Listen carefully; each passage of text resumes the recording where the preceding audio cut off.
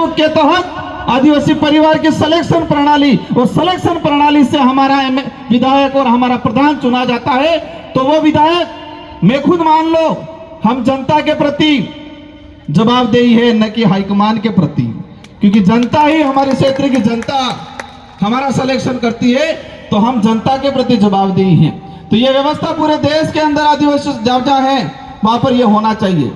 आज हम बातें कर रहे हैं कि हमारे पूर्वज ने इतना बलिदान दिया।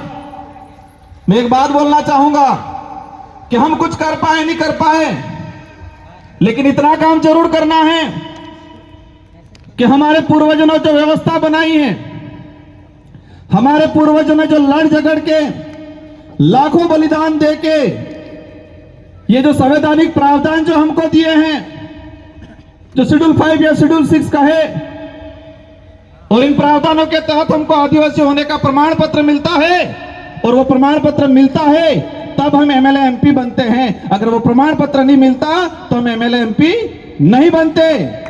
तो मैं एक बात कहना चाहूंगा, देश के इतिहास के अंदर देखा जाए तो आदिवासी समाज ने सबसे ज्यादा बलिदान दिया है।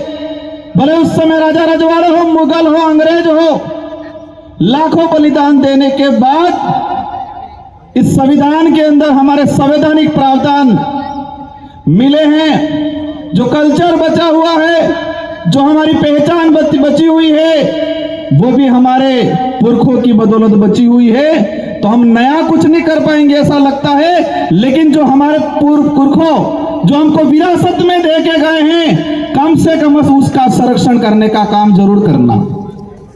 मुझे लगता है देश के अंदर जो हालात हैं, हमारे समाज के जो जनप्रतिनिधि हैं, हमारे समाज के जो सर्टिफिकेट लगा के कर्मचारी बने हैं, उनको समाज की बात आती है तब समय नहीं मिलता है, लेकिन उनकी लुगाई के लिए घाघरा लेने जाना होता है, पूरे बाजार में 4-5 दुकानें घूम जाएंगे वो। लेकिन उस कर्मचारी, उस नेता को समझना पड़ेगा कि जिस सर्टिफिकेट लगा के मैं विधायक बना हूं, प्रधान बना हूं, सरपंच बना हूं, जिस सर्टिफिकेट को लगा के मैं अधिकारी कर्मचारी बना हूं, वो सर्टिफिकेट लाखों आदिवासियों के बलिदान के बावजूद हमको वो सर्टिफिकेट मिला है, ये बात समझनी पड़ेगी। आज आंदोलन हो रहे देश के अंदर, जहां पर आपत्ति आई, आज हसदेव को लेके हो रहा है। हम हसदेव के आसपास से लोग आके मंच पे हम समाज की बात कर लेते हैं, लेकिन उसके लिए लड़ कितना रहा है पूरे देश के अंदर। जो आने वाली पीढ़ी है, वर्तमान जो युवा है, हमारे जो बुजुर्ग हैं, उनके अंदर भावना डालनी पड़ेगी कि देश के किसी भी कोने में कहीं पर भी आदिवासियों पे आपत्ति आई तो हम सबको पूरे देश में एक साथ, एक ही दिन, एक ही समय हमें ज्ञापन देना पड़ेगा, रैलियां निकालनी पड़ेगी।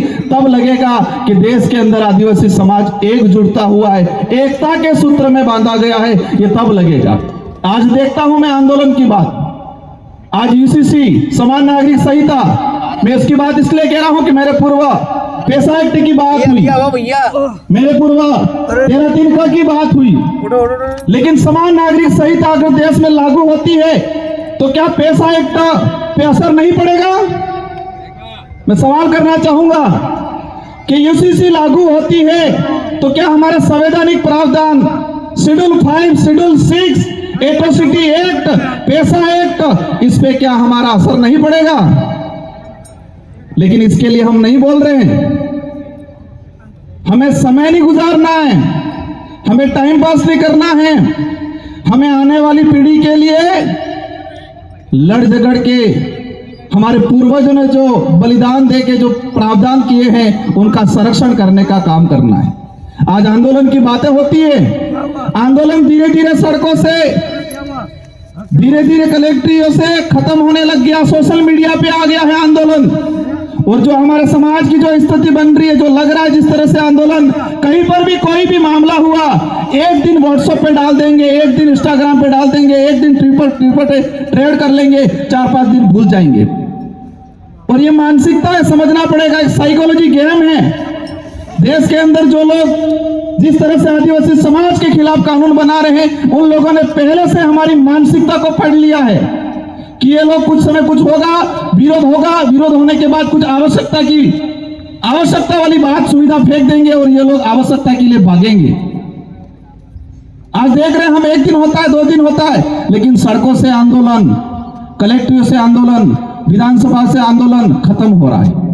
और यही स्थिति रही 10 साल बाद। किसी भी मामलों को लेके किसी सड़क पे 5 लोग आंदोलन नहीं करेंगे, सोशल मीडिया पे लाखों आंदोलन कर लेंगे। और बड़े बड़े लीडर भी ये देखते हैं सुबह शाम कि मेरे कितने फैन फॉलोअर है, 2-4 लाख हो गए, 5 लाख हो गए, तो अपने आप बड़ा लीडर मान लेता है वो। किसमें मानते, समाज सेवी किसमें मानने लग गए हम कि फेसबुक, इंस्टाग्राम, ट्विटर पे हमारे फॉलोअर बढ़ गए तो हम बड़े समाज सेवी हो गए, यही मान रहे हैं आज। और इसी पे आंदोलन हो रहा है। और यही स्थिति रही तो आने वाले 10 साल बाद किसी भी कितना भी अत्याचार हो जाएगा, लेकिन सड़कों पे 100 लोग इकट्ठे नहीं होंगे।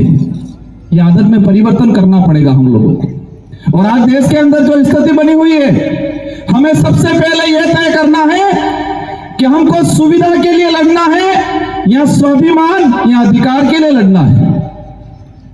देश के अंदर हम सुविधा के लिए लड़ रहे हैं, आवश्यकता के लिए लड़ रहे हैं, लेकिन अधिकार और स्वाभिमान की लड़ाई नहीं लड़ रहे हैं। और हर मंच पे एक ही बात होती है, अगर स्वाभिमान या अधिकार की बात करेंगे तो आवश्यकता और सुविधा नहीं मिलेगी। और यही हो रहा है। ये माइंड गेम है कि देश के आदिवासियों को आवश्यकता की लड़ाई लड़वाओ, देश के आदिवासियों को उनको जो उपयोग में दैनिक दिनचर्या में आने वाली चीजें या शौचालय या बाथरूम की आवश्यकता की लड़ाई लड़ रहे हैं हम लोग, अधिकार की लड़ाई, स्वाभिमान की लड़ाई नहीं लड़ते। और कई मंचों पे देखा है मैंने, आवश्यकता की बात करो सब स्वीकार करेंगे, लेकिन अधिकार और स्वाभिमान की बात करते हैं तो वहां पर लगता है ये बात नहीं करनी चाहिए। भाइयों, अगर स्वाभिमान और अधिकार की लड़ाई नहीं लड़े तो आने वाले समय में जानवर और हमारे में कोई अंतर नहीं रहेगा।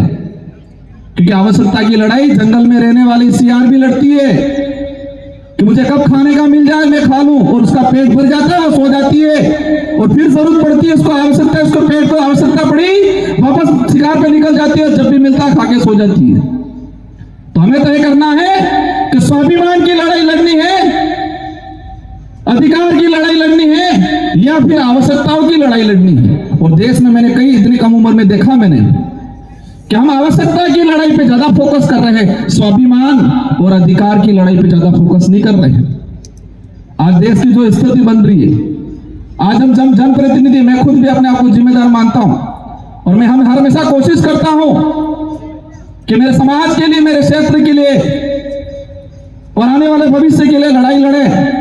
वक्त ज्यादा हो गया है, लेकिन इस पंडाल में विराजमान अन्य सभी राज्यों से आए हैं, मैं सभी से अनुरोध करना चाहूंगा कि जब तक हक और स्वाभिमान की लड़ाई लड़ने वाला आपका लीडर नहीं जाएगा, तब तक इस क्षेत्र का, इस समाज का, आने वाले भविष्य का कुछ नहीं होगा। जब तक अब आवश्यकता की लड़ाई लड़ने वाला लीडर विधानसभा, लोकसभा में भेजोगे, तब तक आने वाला भविष्य गर्त में जाता दिखेगा आप सबको। और इसके जिम्मेदार हम सब होंगे। हम दूसरे समाज को, दूसरे नेताओं को जिम्मेदार ठहराते हैं, लेकिन इसके जिम्मेदार हम सब होंगे। क्योंकि वो तो दूसरा लीडर तो किसकी बजाएगा, हाईकमान की, क्योंकि टिकट हाईकमान से मिलती है। और ये ताकत रखो, और हमारे डूंगरपुर 84 वालों से सीखना पड़ेगा। मैं बड़ी बात नहीं कर रहा हूं, लेकिन पूरे राजस्थान के अंदर एक शानदार परिणाम दिया है, बहुत कम समय में, बहुत कम खर्चे में। और यह शिक्षा है कि वहां पर कुछ भी हो जाए, उस क्षेत्र की जनता जो चाहेगी वही होगा, क्योंकि वो स्वाभिमान की लड़ाई लड़ना सीख गया है, वो अधिकार की लड़ाई लड़ना सीख गया है। और हमारी क्षेत्र की जनता को पता है कि स्वाभिमान और अधिकार की लड़ाई हम लड़ लेंगे तो आवश्यकता तो अपने आप पूरी हो जाएगी। इन शब्दों के साथ आप सबको धन्यवाद, आभार, जय जोहार, जय भारत, जय आदिवासी, जय संविधान। जय संविधान। बहुत अच्छी भाषा